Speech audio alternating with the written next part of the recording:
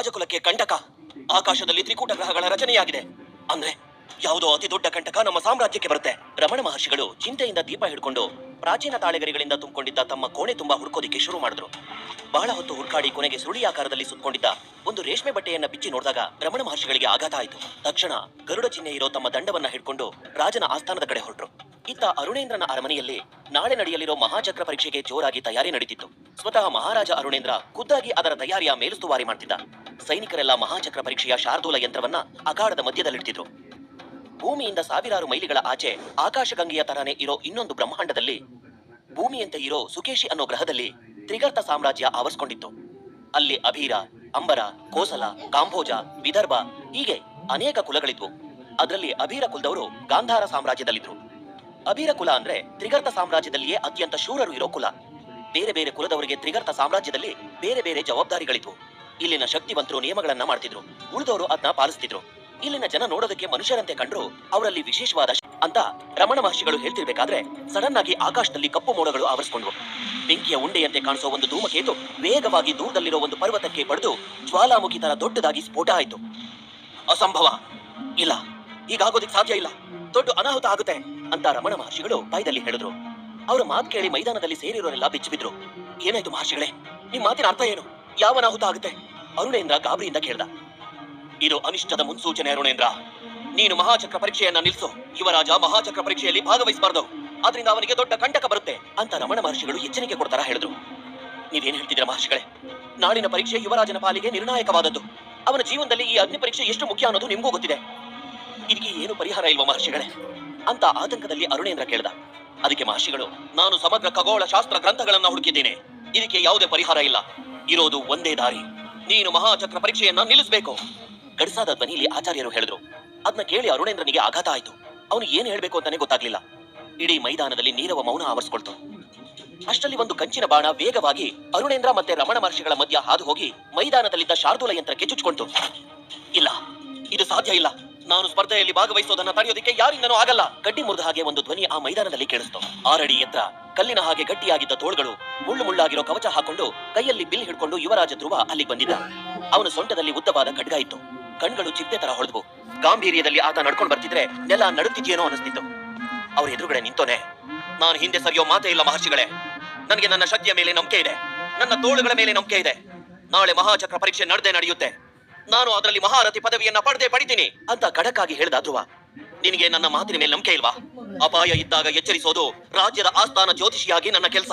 ನಾನು ಹೇಳೋದ್ನ ಹೇಳಿದ್ದೀನಿ, ಇನ್ನು ಮುಂದಿನದು ನಿಮಗ್ ಬಿಟ್ಟಿತ್ತು. ಹಣೆ ಬರಹಕ್ಕೆ ಹೊಣೆ ಯಾರು ಅಂತ ಮಹರ್ಷಿಗಳು ತಮ್ಮ ಮಾತು ಮುಗಿಸಿ ಅಲ್ಲಿಂದ ಹೊರಟೇ ಬಿಟ್ರು. ಆಗ ಅರುಣೇಂದ್ರನ ಮುಖದಲ್ಲಿ ಆತಂಕದ ಕರಿನೆರಳು ಸ್ಪಷ್ಟವಾಗಿ ಕಾಣಿಸ್ತಾ ಇತ್ತು. ಆದ್ರೆ ಧ್ರುವ ಮಾತ್ರ ಆತ್ಮವಿಶ್ವಾಸದಿಂದ ಎದೆ ಒಪ್ಪಿಸಿ ನಿಂತಿದ್ದ. ಮಹಾರಥಿ ಬಿರುದು ಪಡ್ಕೊಳ್ಳೋದು ಅಂದ್ರೆ ಅದು ಸುಲಭದ ಮಾತಲ್ಲ. ಶಾರ್ದೂಲ ಯಂತ್ರವನ್ನ ಭೇದಿಸಿ 6 ಕಂಬಗಳನ್ನ ಪೀಠಕ್ಕೆ ಜೋಡಿಸಿ ಮಧ್ಯದಲ್ಲಿರೋ ಅಶೋಕ ಸ್ತಂಭವನ್ನ ಹತ್ಬೇಕು. ಆಗ ನಕ್ಷತ್ರ ಪುಂಜಗಳ ಶಕ್ತಿ ಮಧ್ಯದಲ್ಲಿರೋ ಅಶೋಕ ಸ್ತಂಭಕ್ಕೆ ಸೇರ್ಕೊಳ್ಳುತ್ತೆ. ಯಾರು 9ನೇ ನಕ್ಷತ್ರವನ್ನ ಪಡಿತಾರೋ ಅವರು ಮಹಾರಥಿ ಅಂತ ಕರ್ಸ್ಕೊಳ್ತಾರೆ. ಸುಮ್ನೆ ಶಕ್ತಿ ಇಲ್ಲದೆ ಶಾರ್ದೂಲ ಯಂತ್ರವನ್ನ ಬೇಯಿಸೋದಿಕ್ ಹೋದ್ರೆ ಆ ಯಂತ್ರ ಅವರ ಪ್ರಾಣವನ್ನೇ ತೆಗೆಯುತ್ತೆ. ಅಭೀರ ಕುಲದ ಮಹಾರಾಜ ಅರುಣೇಂದ್ರನ ಮಗ ಧ್ರುವ ಅತಿ ಚಿಕ್ಕ ವಯಸ್ಸಿನಲ್ಲೇ ಈ ಸಾಧನೆ ಮಾಡಿದ್ದ. ಧ್ರುವನಂತಹ ವೀರ ಅಭೀರ ಕುಲದ ಇತಿಹಾಸದಲ್ಲೇ ಇದುವರೆಗೂ ಹುಟ್ಟಿರ್ಲಿಲ್ಲ. ತನ್ನ 14ನೇ ವಯಸ್ಸಿನಲ್ಲೇ ಶಾರ್ದೂಲ ಯಂತ್ರವನ್ನ ಬೇಯಿಸಿ 9ನೇ ನಕ್ಷತ್ರವನ್ನ ಪಡೆದು ಮಹಾರಥಿ ಅಂತ ಬಿರುದು ಪಡ್ಕೊಂಡಿದ್ದ. ಆದ್ರೆ ಅವನು ದುರಾದೃಷ್ಟ. ಮಹಾರಥಿ ಅಂತ ಕರ್ಸ್ಕೊಳ್ತಿದ್ದ ಧ್ರುವನ ಶಕ್ತಿಗಳು ಅಚಾನಕ್ ಆಗಿ ಕಡಿಮೆ ಆದವು. 3 ವರ್ಷದ ಹಿಂದೆ ಕಾಣಿಯಾದ ನನ್ನ ಶಕ್ತಿಗಳನ್ನ ವಾಪಸ್ ಪಡೆಯೋದಕ್ಕೆ ಇದೇ ಸುವರ್ಣ ಅವಕಾಶ. 3 ವರ್ಷದಲ್ಲಿ ನಾನು ಅನುಭವಿಸಿದ ಅವಮಾನ ಅಷ್ಟಿಷ್ಟಲ್ಲ. ದಾರಿಲಿ ಹೋಗೋ ಬರೋರೆಲ್ಲ ನನ್ನ ಸಾಧನೆಯನ್ನ ಸುಳ್ಳು ಅನ್ನೋ ತರ ಹಂಗಿಸಿ ಮಾತಾಡ್ತಾರೆ. ಇನ್ನು ಎಷ್ಟು ದಿನ ನಾನು ಇವರಿಂದ ಅವಮಾನ ಅನುಭವಿಸಬೇಕು? ನಾಳಿನ ಮಹಾಶಕ್ತಿ ಪರೀಕ್ಷೆಯಲ್ಲಿ ನಾನು ಗೆದ್ದು ಮತ್ತೆ ನನ್ನ ಬಿರುದನ್ನ ವಾಪಸ್ ಪಡ್ಕೋತೀನಿ ಅಂತ ಕೋಪದಲ್ಲಿ ಹೇಳಿದ ಧ್ರುವ ಒಂದ್ಸಲ ತನ್ನ ಸೊಂಟದಲ್ಲಿರೋ ಖಡ್ಗವನ್ನ ಜೋರಾಗಿ ಅಲ್ಲೇ ಇದ್ದ ಕಬ್ಬಿಣದ ಸ್ತಂಭದ ಮೇಲೆ ಬೀಸ್ತ. ಮುಂದಿನ ಸ್ಪರ್ಧಿ ಯುವರಾಜ ಧ್ರುವ ಅಂತ ಮುಖ್ಯ ದ್ವಾರಪಾಲಕ ಕೂಗ್ತಿದ್ದ ಹಾಗೆ ಇಡೀ ಮೈದಾನದ ತುಂಬಾ ನಗು ಶುರುವಾಯಿತು. ಮತ್ತೆ ಬಂದ ನಮ್ ಬೊಗಳೆ ವೀರ ಅಂತ ಒಬ್ಬ ಹೇಳಿದ್ರೆ, ಅಲ್ಲಲ್ಲ ಅವನು ಸೋಲಿನ ಸರ್ದಾರ ಅಂತ ಇನ್ನೊಬ್ಬ ಹೇಳ್ದ. ಶೂರ ಅಲ್ಲ ಅವನು, ಹೆದ್ರು ಪುಕ್ಲ, ಅವನು ರಣ ಹೇಳಿ ಅಂತೆಲ್ಲ ಮಾತುಗಳು ಕೇಳ್ತಿದ್ವು. ಜನರು ಮಾತಾಡ್ತಿರೋದನ್ನ ನೋಡಿ ಮೈದಾನಕ್ಕೆ ಬರ್ತಿದ್ದ ಧ್ರುವ ನನ್ನ ತಾಕತ್ ಏನು ಅಂತ ತೋರಿಸ್ತೀನಿ ಅಂತ ಮನಸ್ಸಿನಲ್ಲೇ ಹೇಳ್ಕೊಂಡು ಮುಂದೆ ಹೆಜ್ಜೆ ಇಟ್ಟ. ಒಂದೇ ಏಟಿಗೆ ಅಗ್ನಿಕುಂಡನ ದಾಟಿ ಅವನು ಶಾರ್ದೂಲ ಯಂತ್ರದ ಹತ್ರ ಬಂದಿದ್ದ. ಎಲ್ಲರೂ ಈಗ ನಿಶ್ಶಬ್ದದಿಂದ ಧ್ರುವನನ್ನೇ ನೋಡ್ತಾ ಇದ್ರು. ಮಹಾರಾಜ ಅರುಣೇಂದ್ರ ಮಾತ್ರ ಉಸಿರು ಗಟ್ಟಿಯಾಗಿ ಹಿಡ್ಕೊಂಡು ಕೂತಿದ್ದ. ಯಾಕೆಂದ್ರೆ ಅವನಿಗೂ ಕೂಡ ಇದು ಗೌರವದ ಪ್ರಶ್ನೆ ಆಗಿತ್ತು. ಅರುಣೇಂದ್ರನ ಜೊತೆ ಇನ್ನೂ 2 ಕಣ್ಣುಗಳು ಧ್ರುವನ ಸ್ಪರ್ಧೆಯನ್ನ ಕಾತರದಿಂದ ನೋಡ್ತಿದ್ವು. ಅವಳೇ ರಾಜಕುಮಾರಿ ಅಂಬಾಲಿಕೆ. ಅವಳು ಅಂಬರ ಕುಲದ ಮಹಾರಾಜ ಕಾಲಕೇಯನ ಮಗಳು. ನೋಡಕ್ಕೆ ಎಷ್ಟು ಸುಂದರವಾಗಿದ್ಲು. ಶೌರ್ಯದಲ್ಲೂ ಕೂಡ ಅವಳು ಮಹಾರಥಿ ಅಂತ ಕರ್ಸ್ಕೊಂಡಿದ್ಲು. ಅವಳ ಈ ಸಾಮರ್ಥ್ಯದಿಂದಾನೇ ಅಂಬರ ಕುಲದ ಮುಂದಿನ ನಾಯಕಿ ಅವಳೇ ಅನ್ನೋದು ನಿರ್ಧಾರ ಆಗಿತ್ತು. ಅಂಬಾ ಮತ್ತೆ ಧ್ರುವನಿಗೆ ಮದ್ವೆ ಮಾಡಬೇಕು ಅಂತ 2 ಕುಲದ ಹಿರಿಯರು ನಿಶ್ಚಯ ಮಾಡಿದ್ರು. ಸುತ್ತಲೂ ಚೂಪಾಗಿರೋ ಕಟಾರಿಗಳಿಂದ ವೇಗವಾಗಿ ತಿರುಗ್ತಿದ್ದ ಶಾರ್ದೂಲ ಯಂತ್ರ ಧ್ರುವನ ಕಡೆಗೆ ಬರ್ತಾ ಇತ್ತು. ಧ್ರುವ ಬಹಳ ಎಚ್ಚರಿಕೆಯಿಂದ ತನ್ನ ಹತೋಟಿಗೆ ತಗೊಂಡ. ನಂತರದ ಕೆಲವೇ ನಿಮಿಷಗಳಲ್ಲಿ ಅವನು ಶಾರ್ದೂಲ ಯಂತ್ರವನ್ನ ಭೇದಿಸಿ ಮಹಾಚಕ್ರ ಪರೀಕ್ಷೆಯಲ್ಲಿ ಕೊನೆ ಹಂತ ತಲುಪ್ತ. ಇಡೀ ಮೈದಾನದ ತುಂಬಾ ನಿಂತಿರೋರೆಲ್ಲ ಉಸಿರು ಬಿಗಿ ಹಿಡಿದು ಧ್ರುವನನ್ನೇ ನೋಡ್ತಾ ಇದ್ರು. ತನ್ನೆಲ್ಲಾ ಶಕ್ತಿಯನ್ನ ಒಗ್ಗೂಡಿಸಿ ಧ್ರುವ 9ನೇ ನಕ್ಷತ್ರದ ಕಡೆ ಚಿಕ್ಕ. ಆ ಕ್ಷಣದಲ್ಲಿ ಅವನ್ ಕಣ್ಮುಚ್ಚಿತು.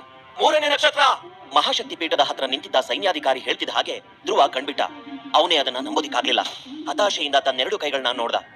ಇಲ್ಲ, ಹೀಗಾಗಕ್ ಸಾಧ್ಯ ಇಲ್ಲ ಅಂದೋನೆ ಮತ್ತೊಂದ್ಸಲ ಅಶೋಕ ಸ್ತಂಭದ ಕಡೆ ಜಿಗ್ದ.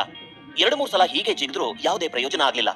ಬಾ ಆಚೆ ಬಾ, ಸಾಕೋ, ನಿನ್ನ ಸಾಮರ್ಥ್ಯ ಅಷ್ಟೇ, ಪದೇ ಪದೇ ಜಿಗಿಯೋದ್ರಿಂದ ನಿನ್ನ ಶಕ್ತಿ ಹೆಚ್ಚಾಗಲ್ಲ ಅಂತ ಜನರ ಮಧ್ಯದಿಂದ ಒಂದು ಧ್ವನಿ ಕೇಳಿಸ್ತು. ಧ್ರುವನಿಗೆ ತುಂಬಾ ಮುಜುಗರ ಆಯ್ತು. ಈ ಬಾರಿ ಕೂಡ ಧ್ರುವನ ನೀರಸ ಪ್ರದರ್ಶನ.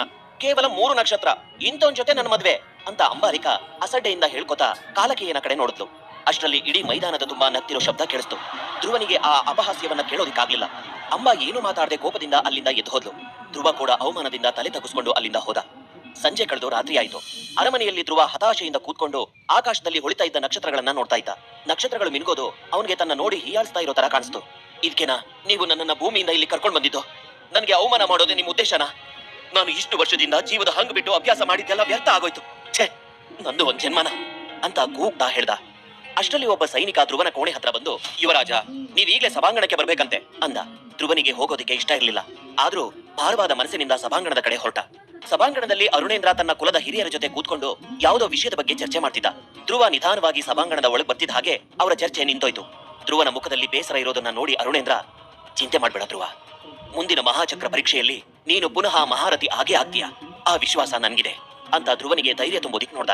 ಅಷ್ಟರಲ್ಲಿ ರಾಜಕುಮಾರಿ ಅಂಬಾಲಿಕೆ ಅವಳು 4 ಜನ ಅಂಗರಕ್ಷಕರ ಜೊತೆ ಕೈಲೊಂದು ದೊಡ್ಡ ಉಡುಗೊರೆ ಹಿಡ್ಕೊಂಡು ಸಭಾಂಗಣಕ್ಕೆ ಬಂದ್ಲು. ಏಕಾಏಕಿ ಅವಳು ಸಭಾಂಗಣಕ್ಕೆ ಬಂದಿದ್ದನ್ನ ನೋಡಿ ಧ್ರುವನ ಕಣ್ಗಳಲ್ಲಿ ಹೊಳಪ್ ಬಂತು. ಆಗ ಅರುಣೇಂದ್ರ, ಅರೆ ಇದೇನು ಅಂಬಾ, ಹೀಗೆ ಪೂರ್ವ ಸೂಚನೆ ಕೊಡದೆ ಇಲ್ಲಿ ಬಂದಿದೆಯಲ್ಲ, ಏನ್ ಸಮಾಚಾರ ಅಂತ ಕೇಳ್ದ. ಅಂಬಾ ಅರುಣೇಂದ್ರನ ಪ್ರಶ್ನೆಗೆ ಸ್ವಲ್ಪ ಗಂಭೀರವಾಗಿ ಉತ್ತರ ಕೊಡ್ತಾ, ಇದನ್ನ ಹೇಳೋದಿಕ್ಕೆ ನನ್ಗೂ ಸ್ವಲ್ಪ ಬೇಜಾರಾಗ್ತಿದೆ. ಆದ್ರೆ ಧ್ರುವ 3 ವರ್ಷದಿಂದ ಪ್ರಯತ್ನ ಮಾಡಿದ್ರು ಅವನ ಶಕ್ತಿಗಳು ಜಾಸ್ತಿ ಆಗ್ತಿಲ್ಲ. ಹಾಗಾಗಿ ಅವನಿಗೆ ಸಹಾಯ ಆಗ್ಲಿ ಅಂತ ಒಂದು ಉಡುಗೊರೆ ತಂದಿದ್ದೀನಿ ಅಂತ ತನ್ನ ಅಂಗರಕ್ಷಕನ ಕೈಲಿದ್ದ ಉಡುಗೊರೆಗೆ ಮುಚ್ಚಿದ ಬಟ್ಟೆಯನ್ನ ತೆಗೆದ್ಲು. ಅವನ ಕೈಲಿರೋ ತಟ್ಟೆಯಲ್ಲಿ ಹಸಿರು ಬಣ್ಣದ ದ್ರವ ತುಂಬಿಕೊಂಡಿರೋ ಒಂದು ಗಾಜಿನ ಬಾಟ್ಲಿ ಇತ್ತು. ಅದನ್ನ ನೋಡ್ತಿದ್ದ ಹಾಗೆ ಸಭೆಯಲ್ಲಿದ್ದವ್ರಿಗೆಲ್ಲ ಆಶ್ಚರ್ಯ ಆಯ್ತು. ಆದ್ರೆ ಧ್ರುವನ್ಗೆ ಇದನ್ನ ನೋಡಿ ಹತಾಶೆ ಆಯ್ತು. ಆಗ ಅಂಬಾ, ಇದು ಅಮೃತ ಪಾನೀಯ, ಇದನ್ನ ಕುಡಿದ್ರೆ ಧ್ರುವನಿಗೆ ಪುನಃ ಸ್ಪರ್ಧೆಯಲ್ಲಿ ಗೆಲ್ಲೋ ಶಕ್ತಿ ಬರುತ್ತೆ ಅಂದ್ಲು. ಅರುಣೇಂದ್ರ, ಇಲ್ಲ, ಈ ಅಮೃತ ಪಾನೀಯ ಎಷ್ಟು ದುಬಾರಿ ಅನ್ನೋದು ನನಗೆ ಗೊತ್ತಿದೆ. ಇದ್ರ ಶಕ್ತಿ ಏನು ಅಂತಾನು ನನಗೆ ತಿಳಿದಿದೆ. ಆದ್ರೆ ಮಹಾರಥಿಗಿಂತ ಕಡಿಮೆ ಶಕ್ತಿ ಇರೋರು ಇದನ್ನ ಕುಡಿದ್ರೆ ಅದು ಅವ್ರ ಜೀವಕ್ಕೆ ಅಪಾಯ ಬರೋ ಸಾಧ್ಯತೆ ಇದೆ. ಹಾಗಾಗಿ ಧ್ರುವ ಇದನ್ನ ಕುಡಿಯೋದು ಬೇಡ ಅಂದ.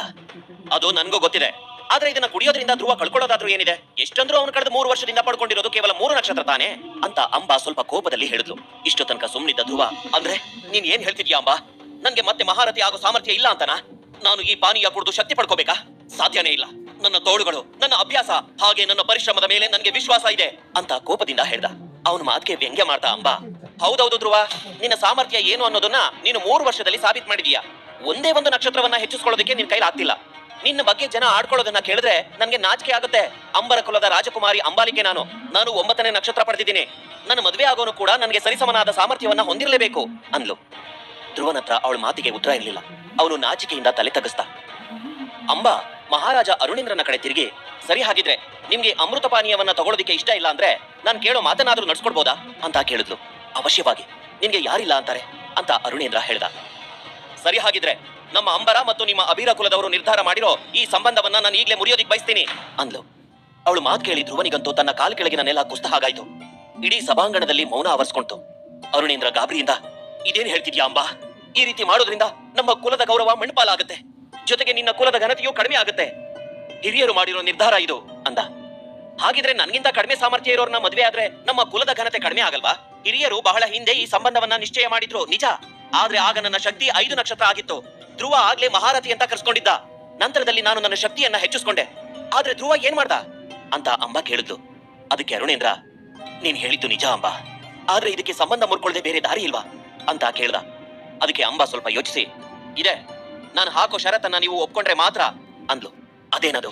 ಅರುಣೇಂದ್ರ ಕುತೂಹಲದಿಂದ ಕೇಳ್ದ. ನಾನು ನಿಮ್ಮೆಲ್ಲರ ಮುಂದೆ ಸವಾಲ್ ಹಾಕ್ತಿದ್ದೀನಿ. ಧ್ರುವ ಏನಾದ್ರೂ ಸ್ಪರ್ಧೆಯಲ್ಲಿ ನನ್ನ ಸೋಲ್ಸಿದ್ರೆ ನಾನು ಅವನನ್ನ ಮದುವೆ ಆಗಿ ಕುಲಕ್ಕೆ ಬರ್ತೀನಿ.